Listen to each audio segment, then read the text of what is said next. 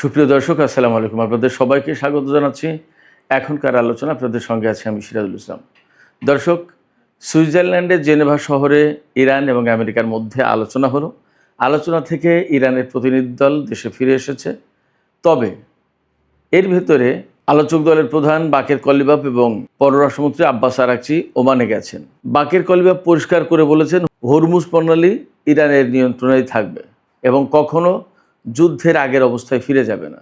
অথচ মার্কিন president Donald Trump এখনও মাঝে মাঝেই বলে যাচ্ছেন হরমুজ প্রণালী পুরোপুরি খুলে যাবে এবং সেখানে কোনো টোল থাকবে না। যদি টোল আরোপ করে তাহলে আমেরিকা করবে। আসলে এখানে কোনো সংকট সৃষ্টির আশঙ্কা আছে কিনা? আমেরিকার সাথে ইরানের সুইজারল্যান্ডের জেনেভায় যে আলোচনা হয়েছে তারপরে ইরানের উপর থেকে নিষেধাজ্ঞা প্রত্যাহার করে নিয়েছে। এখন ইরান মুক্তভাবে তেল বিক্রি করতে পারছে। তাহলে তেলের দাম আসলে কতটা কমবে সারা বিশ্বে?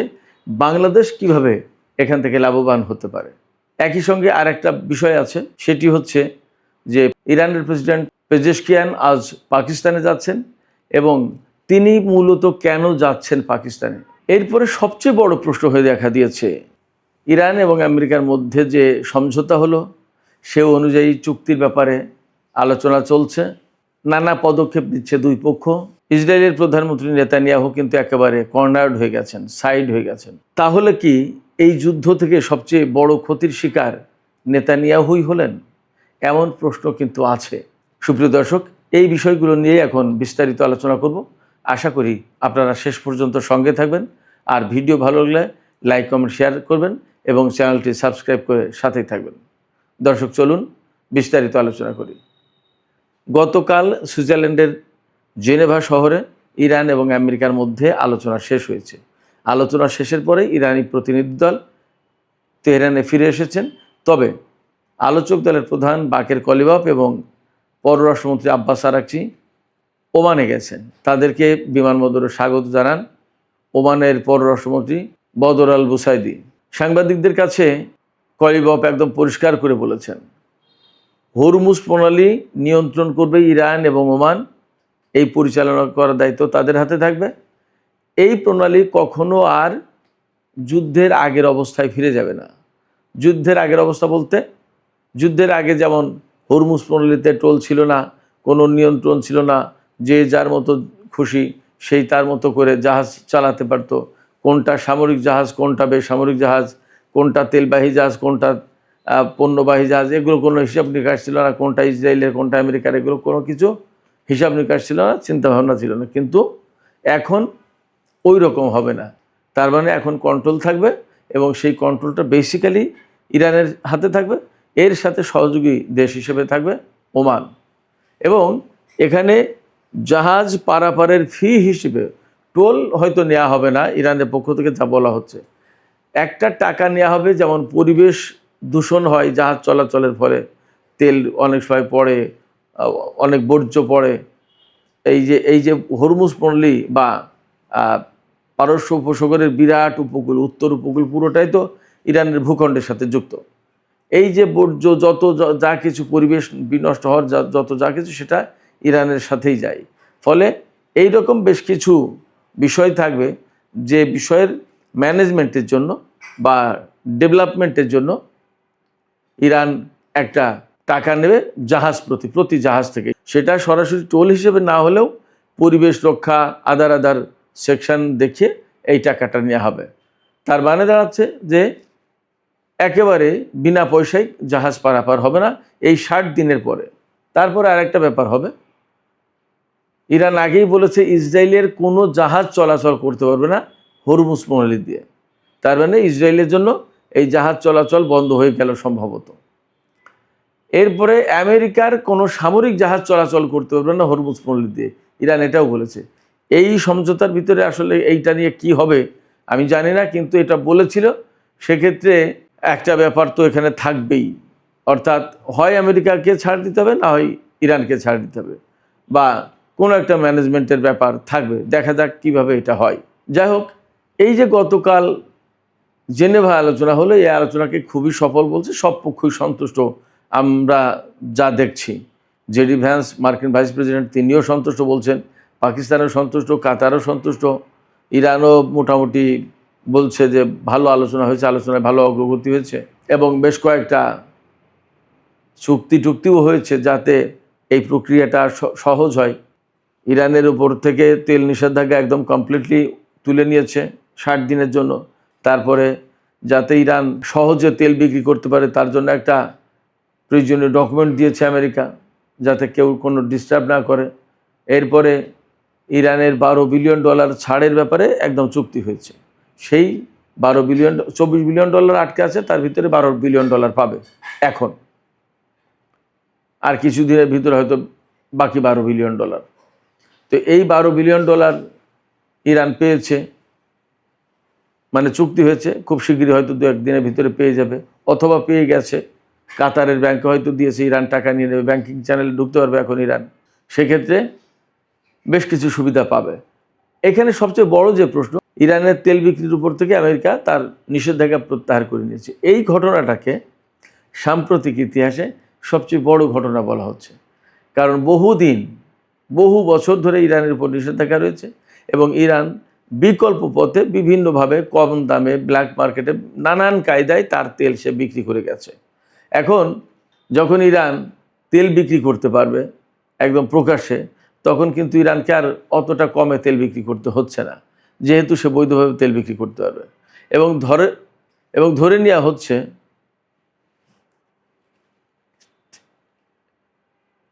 এই বৈধভাবে তেল বিক্রি করার কথা চীন থেকে শুরু করে সবার কাছে, তার মানে বাড়তি দামে। যদিও তেলের দাম কমে আসবে, ইরানের উপর থেকে নিষেধাজ্ঞা প্রত্যাহার করার পরে আন্তর্জাতিক গণমাধ্যম থেকে জানা যাচ্ছে যে 1 থেকে 3% দাম কমে গেছে। এখনই হুড়মুড় করে দাম কমছে না এই কারণে যে হরমুজ পল্লীর যে রেকর্ড, গত 24 ঘন্টায় 24টা জাহাজ, 2 ডজন জাহাজ চলাচল করেছে হরমুজ পল্লী দিয়ে। অথচ যুদ্ধের আগে কিন্তু প্রতিদিন অন্তত 100 জাহাজ চলাচল করত এই হরমুজ প্রণালী দিয়ে। তার মানে প্রতি ঘন্টায় 4টা বা তার বেশি জাহাজ চলাচল করত। সেই জায়গায় গত 24 ঘন্টায় প্রতি ঘন্টায় 1টা করে জাহাজ চলাচল করেছে, কোথায় 4টার বেশি আর কোথায় 1টা, 3টার বেশি কম। তো এই জাহাজের ভেতর তো সব তেলের জাহাজ না হয়তোবা।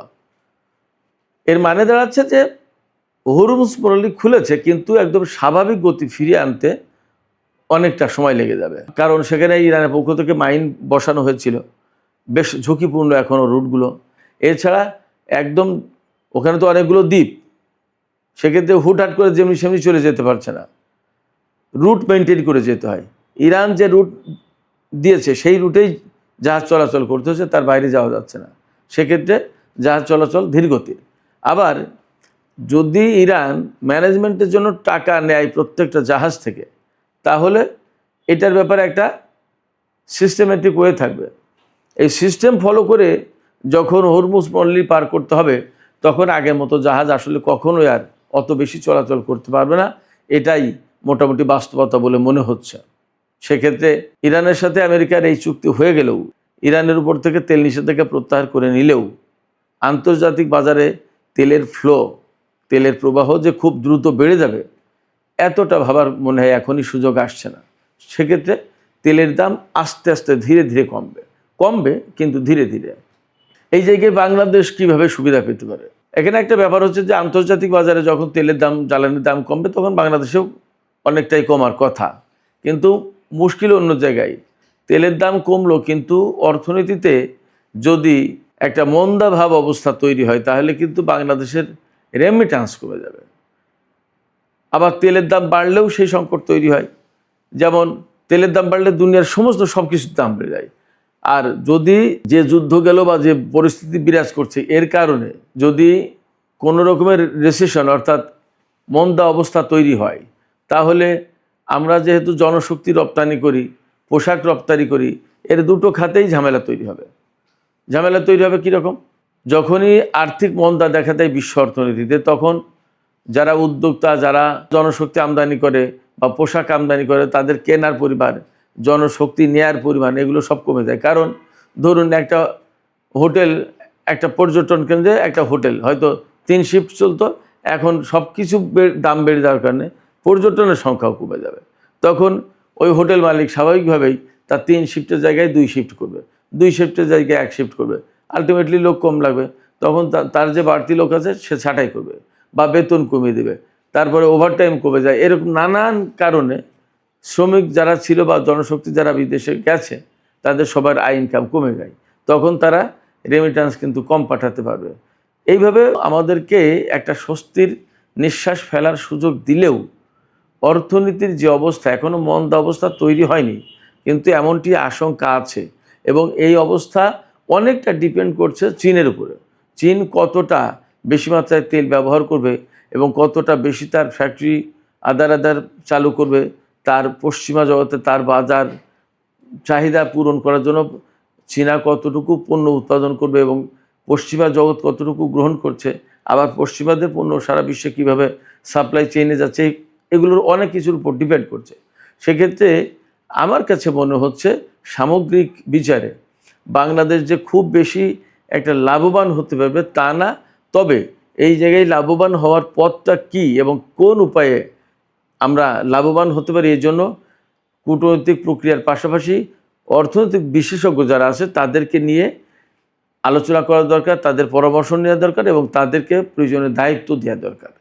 এই বিষয়গুলো নিয়ে তারা ভাবুক, চিন্তা করুক, গবেষণা করুক এবং কার্যকর পদক্ষেপ নেওয়ার জন্য সরকারকে পরামর্শ দিক। সেটাই হবে বাংলাদেশের জন্য সুবিধাজনক। যা হোক, সুপ্রিয় দর্শক, এই যে ইরান, আমেরিকা, ইসরায়েল যে যুদ্ধ হলো, এই যুদ্ধের ভেতরে একটা গুরুত্বপূর্ণ পার্ট ছিল, উল্লেখযোগ্য পার্ট ইসরায়েল।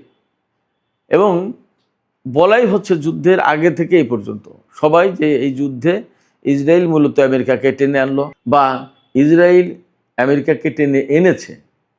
অনেকে বলছে যে ইসরায়েলের প্রধানমন্ত্রী নেতানিয়াহুর বুদ্ধি, পরামর্শ, উস্কানি এবং চাপে ডোনাল্ড ট্রাম্প এই যুদ্ধে জড়িয়ে গেছে। এখন এই যুদ্ধে জড়িয়ে যাওয়ার পর যখন ইরানের পক্ষ থেকে শক্ত জবাব দেওয়া হয়েছে, তখন কিন্তু সবচেয়ে বেশি ক্ষতিগ্রস্ত হয়েছে সামরিক দিক দিয়ে, অর্থনৈতিক দিক দিয়ে, রাজনৈতিক দিক দিয়ে, কূটনৈতিক দিক দিয়ে, আন্তর্জাতিক অস্ত্রবাজারে আমেরিকা ক্ষতিগ্রস্ত হয়েছে। এই সব দিক দিয়ে আমেরিকা ক্ষতিগ্রস্ত হয়েছে বেশি। এখন যখন আমেরিকার লোকজন বুঝতে পেরেছে যে এই যুদ্ধ মূলত তাদেরকে ক্ষতিগ্রস্ত করে দিচ্ছে, তখন কিন্তু তারা এই যুদ্ধ বন্ধের জন্য উঠে পড়ে লেগেছিল, পাগল হয়ে গিয়েছিল। ডোনাল্ড ট্রাম্পকে আপনারা দেখেছেন যে অনেকটা জোর করে ইরানকে চুক্তি করতে বাধ্য করলো। জোর করে বলতে যে ভাই আমরা যুদ্ধ চাই না, মাপ চাই, তোমরা চুক্তি করো, একটা চুক্তি করো, এরকম একটা পরিস্থিতি। এই চুক্তির ব্যাপারে কিন্তু ইসরায়েলের পক্ষ থেকে যথেষ্ট নেগেটিভ অবস্থানে ছিল। ইসরায়েল তারা এই চুক্তি চায়নি। তার সবচেয়ে বড় কারণ যেটা, সেটা হচ্ছে যে এই চুক্তি যদি হয়ে যায় তাহলে ইসরায়েলের রাজনীতিবিদদের যে সিকিউরিটি পলিটিক্স, যেটা মধ্যপ্রাচ্যের নিরাপত্তার ভয় দেখিয়ে যে রাজনীতি, সেই রাজনীতি কিন্তু শেষ হয়ে যায়। কীরকম একটু ব্যাখ্যা করি। ধরুন নেতানিয়াহু সবসময় বলে যে ইরানের হাতে পরমাণু অস্ত্র আছে বা পরমাণু অস্ত্র বানাতে পারে, তার পরমাণু কর্মসূচি আছে। এটা না ধ্বংস করলে কিন্তু মধ্যপ্রাচ্য অর্থাৎ ইসরায়েলে শান্তি আসবে না। কেমন? মধ্যপ্রাচ্যে অস্থিতিশীল একটা অবস্থা থাকবে, ইসরায়েল নিশ্চিত হতে পারে না। আবার ইরানের হাতে যে ক্ষেপণাস্ত্র আছে, এটাও ইসরায়েলের অস্তিত্বের জন্য হুমকি। আবার সবচেয়ে বড় কথা যা বলে আসছিল, ইরানে যে সরকার আছে, ইসলামিক বিপ্লবী সরকার, এই সরকার থাকা মানেই ইসরায়েলের জন্য হুমকি, বিপদ। এই সরকার যতক্ষণ পর্যন্ত আছে ততক্ষণ পর্যন্ত ইসরায়েল নিরাপদ নয়। এমনকি আমেরিকার স্বার্থ মধ্যপ্রাচ্যের নিরাপদ নয়, ইউরোপীয়দের স্বার্থ নিরাপদ নয়। এইভাবে নেতানিয়াহু বা ইসরায়েলের নেতারা পশ্চিমাদেরকে বোঝাতো, এমনকি মধ্যপ্রাচ্যের দেশগুলোকেও বুঝিয়েছে ইরান একটা বিরাট বড় হুমকি, ইরান হলো ঝুঁকি। এই সমস্ত বুঝিয়ে যুদ্ধে এনেছিল। কিন্তু যখন ইরানের সাথে চুক্তি করছে আমেরিকা, তখন তো এই যুদ্ধ পরিস্থিতি আর থাকছে না, আর যুদ্ধের প্রশ্ন থাকছে না, বরং শান্তি প্রতিষ্ঠার প্রশ্ন, মধ্যপ্রাচ্য স্থিতিশীল হয়ে যাওয়ার প্রশ্ন। তখন নেতানিয়াহু কাকে বলবে যে ইরান হুমকি? আমেরিকাকে বলবে, সেই আমেরিকা তো ইরানের সাথে চুক্তি করলো, তাহলে আর কাকে বলবে? মধ্যপ্রাচ্যের দেশগুলোকে বলবে, তারা তো ইরানের সাথে বন্ধুত্ব সৃষ্টি করছে, তাহলে কাকে বলবে? সেক্ষেত্রে ইসরায়েলের যে রাজনৈতিক নেতারা আছে, বিশেষ করে নেতানিয়াহু, যিনি সবচেয়ে বেশি এই ইরান যুজুর ভয় দেখিয়ে ইরানের হুমকিকে সবার সামনে তুলে ধরে ইরানের বিরুদ্ধে যুদ্ধ করেছে বা ইরানের বিরুদ্ধে সবসময় বারবার কাট অবস্থানে ছিল, এই জায়গা থেকে কিন্তু একটা সংকটে পড়ে গেল নেতানিয়াহু। তিনি কিন্তু আর এভাবে কাউকে বোঝাতে পারবেন না, মানুষ তার এই বক্তব্য আর গ্রহণ করবে না। সেক্ষেত্রে তার রাজনৈতিক ভবিষ্যৎ কী তাহলে ইসরায়েলি জনগণের মধ্যে? বরং ইসরায়েলের জনগণ 92%-এর বেশি, আমি সেদিন একটা ভিডিওতে বলেছিলাম, 92%-এর বেশি মানুষ মনে করে যে ইসরায়েল ব্যর্থ হয়েছে, ইসরায়েল পরাজিত হয়েছে, ইরানিরা জিতেছে। তো যে 92% মানুষ এইটা ভাবে, তারা তো ভোটার ইসরায়েলের, তারা তো নেতানিয়াহুকে ভোট দেবে না। তাহলে কি অবস্থা দাঁড়ায়? তাহলে যা দাঁড়ায় তা হচ্ছে এই, নেতানিয়াহু আগামী নির্বাচনে মনে হয় ক্ষমতা আসতে পারবে না, এবং ক্ষমতায় আসতে গেলে তার বহুত কাঠখড়ি পোড়াতে হবে। আর এই জুজুর ভয় দেখিয়ে তার রাজনীতি করা হয়তো হবে না। সেক্ষেত্রে নেতানিয়াহুর রাজনৈতিক ভবিষ্যৎ যথেষ্ট ক্ষতিগ্রস্ত হলো। এবং এই জায়গা থেকে বলা যায় যে ইরান, আমেরিকা, ইসরায়েলের ভেতরে যে যুদ্ধ হলো, সেই যুদ্ধে সবচেয়ে বেশি ক্ষতিগ্রস্ত হয়েছে নেতানিয়াহু। সুপ্রিয় দর্শক, আজকে ইরানের president doctor Masoud Pezeshkian Pakistan সফরে যাচ্ছেন। একদিনের সফরে তিনি পাকিস্তান যাবেন। আমি যখন ভিডিও করছি তখন যাবেন বলছি, হয়তো এই ভিডিও যখন শুনবেন ততক্ষণ হয়তো তিনি পাকিস্তান পৌঁছে যাবেন। এই সফরের একটা বড় কারণ হচ্ছে ইরানের প্রেসিডেন্ট মাসুদ পেজেশকিয়ান ব্যক্তিগতভাবে পাকিস্তানে উপস্থিত হয়ে পাকিস্তান সরকারকে, জনগণকে ধন্যবাদ দিতে চাই। এই যুদ্ধবিরতি, এই যুদ্ধের অবসান ঘটানোর ক্ষেত্রে পাকিস্তান সরকার এবং জনগণ যে ভূমিকা রেখেছে, তার জন্য তিনি পাকিস্তান সরকার এবং জনগণকে ধন্যবাদ দিতে চান। পাশাপাশি বাণিজ্য সহযোগিতা আরও অনেক বেশি বাড়ানো যায় কিভাবে, তার একটা আলাপ আলোচনা তিনি করবেন। এবং এই সময় তিনি পাকিস্তানের প্রধানমন্ত্রী প্রেসিডেন্ট আসিফ আলী জারদারি, প্রধানমন্ত্রী শাহবাজ শরীফ, এরপরে পররাষ্ট্রমন্ত্রী ইসাক দার, হয়তো সেনাপ্রধান আসিম মুনির, এরপরে সিনেটের চেয়ারম্যান গিলানি, এরপরে পাকিস্তানের জাতীয় সংসদের স্পিকার আয়াজ সাদিক, সবার সাথেই বৈঠক হবে। তো এই বৈঠক এবং এই ইরানের প্রেসিডেন্টের পাকিস্তান সফর, এই সফরটাকে বিশেষ গুরুত্ব দিচ্ছে পাকিস্তান ইরানের পক্ষ থেকেও।